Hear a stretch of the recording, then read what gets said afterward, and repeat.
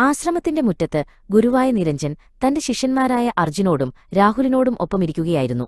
അർജുൻ വിഷമത്തോടെ ഗുരുവിനോട് ചോദിച്ചു, ഗുരുവേ, സന്തോഷം കണ്ടെത്താൻ എന്താണിത്ര ബുദ്ധിമുട്ട്?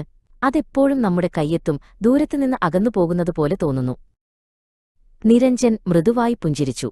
സന്തോഷം എന്നത് നീ തേടിപ്പിടിക്കേണ്ട ഒന്നല്ല മകനെ, അത് നിന്റെ ഉള്ളിൽ തന്നെ കണ്ടെത്തേണ്ട ഒന്നാണ്. ഞാൻ നിനക്ക് ബുദ്ധന്റെ ഒരു കഥ പറഞ്ഞുതരാം. അദ്ദേഹം പണ്ട് ബുദ്ധൻ ഒരു ഗ്രാമത്തിലൂടെ നടന്നുപോയ ഒരു കാലത്തെക്കുറിച്ച് സംസാരിക്കാൻ തുടങ്ങി. ആ ഗ്രാമത്തിൽ ദേവൻ എന്നൊരു യുവാവുണ്ടായിരുന്നു. അവൻ എപ്പോഴും കൂടുതൽ എന്തോ തേടിക്കൊണ്ടിരുന്നു. അവന് നല്ലൊരു വീടുണ്ടായിരുന്നു, പക്ഷേ അതിലും വലിയൊരു വീട് വേണമെന്ന് അവൻ ആഗ്രഹിച്ചു. അവന് നല്ല സുഹൃത്തുക്കളുണ്ടായിരുന്നു, പക്ഷേ കൂടുതൽ പ്രധാനപ്പെട്ട ആളുകളെയാണ് അവൻ ആഗ്രഹിച്ചത്. അവന്റെ ഹൃദയം ഒരു നിരന്തരമായ ആഗ്രഹത്താൽ നിറഞ്ഞിരുന്നു. ഒരു ദിവസം ദേവൻ ബുദ്ധനെ ഒരു മരച്ചുവട്ടിൽ ശാന്തനായിരിക്കുന്നത് കണ്ടു. അവൻ അദ്ദേഹത്തെ സമീപിച്ചു. മഹാനായവനെ, അവൻ പറഞ്ഞു, എനിക്കെല്ലാം ഉണ്ടായിട്ടും ഒന്നുമില്ലാത്തതുപോലെ തോന്നുന്നു. എന്റെ ഹൃദയം ഒരു അസ്വസ്ഥനായ പക്ഷിയെപ്പോലെയാണ്. എപ്പോഴും പുതിയ കൊമ്പുകളിലേക്ക് പറന്നുപോകുന്നു, പക്ഷേ ഒരിടത്തും വിശ്രമിക്കാൻ കഴിയുന്നില്ല. എനിക്ക് എങ്ങനെ സന്തോഷം കണ്ടെത്താൻ കഴിയും? ബുദ്ധൻ കണ്ണു തുറന്ന് ദേവനെ ദയയോടെ നോക്കി. അദ്ദേഹം ഒന്നും സംസാരിച്ചില്ല. പകരം നിലത്തുനിന്നും ഒരു ചെറിയ മിനുസമുള്ള കല്ലെടുത്ത് തന്റെ കൈവെള്ളയിൽ പിടിച്ചു. ബുദ്ധൻ അടുത്തുള്ള ഒരു ചെറിയ കാട്ടുപൂവിനെ ചൂണ്ടിക്കാട്ടി.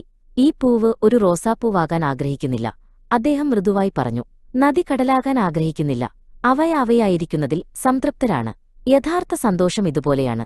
അത് നിങ്ങൾക്കില്ലാത്തതിനെ ആഗ്രഹിക്കുന്നതിലല്ല, മറിച്ച് നിങ്ങൾക്കുള്ളതിൽ സംതൃപ്തനായിരിക്കുന്നതിലാണ്. ദേവന്റെ ഹൃദയത്തിന് പെട്ടെന്നൊരു ലഘുത്വം അനുഭവപ്പെട്ടു. അവന് കാര്യം മനസ്സിലായി. സന്തോഷത്തെ തേടി ഓടുന്നതിനിടയിൽ തന്റെ ചുറ്റുമുള്ള സൗന്ദര്യം കാണാൻ അവൻ മറന്നുപോയിരുന്നു. ഒരു തണുത്ത കാറ്റിന്റെ ലളിതമായ സന്തോഷം, സൂര്യന്റെ ചൂട്, ഒരു കുട്ടിയുടെ ചിരി. അവൻ ബുദ്ധനോട് നന്ദി പറഞ്ഞു വീട്ടിലേക്ക് മടങ്ങി. പക്ഷെ ഇത്തവണ അവൻ തന്റെ വീടിനെ ഒരു മെച്ചപ്പെടുത്തേണ്ട സ്ഥലമായിട്ടല്ല, മറിച്ച് സമാധാനത്തിന്റെയും ആശ്വാസത്തിന്റെയും സ്ഥലമായിട്ടാണ് കണ്ടത്. തന്റെ സുഹൃത്തുക്കളെ അവൻ സന്തോഷത്തിന്റെ ഉറവിടങ്ങളായി കണ്ടു. നിരഞ്ജൻ തന്റെ കഥ പറഞ്ഞു നിർത്തി. ആശ്രമത്തിന്റെ മുറ്റം ഒരു നിമിഷം നിശബ്ദമായി. രാഹുലും അർജുനും പരസ്പരം നോക്കി. അവരുടെ കണ്ണുകളിൽ ഒരു പുതിയ തിരിച്ചറിവ് നിറഞ്ഞു. സന്തോഷം കണ്ടെത്തുക എന്നതായിരുന്നില്ല ഇനി അവരുടെ ചോദ്യം, മറിച്ച് അത് കാണുക എന്നതായിരുന്നു. സന്തോഷം ഒരു ലക്ഷ്യസ്ഥാനമല്ല, നിരഞ്ജൻ പറഞ്ഞു. അത് നന്ദിയുള്ള ഹൃദയത്തോടെ ജീവിക്കുന്ന യാത്രയാണ്.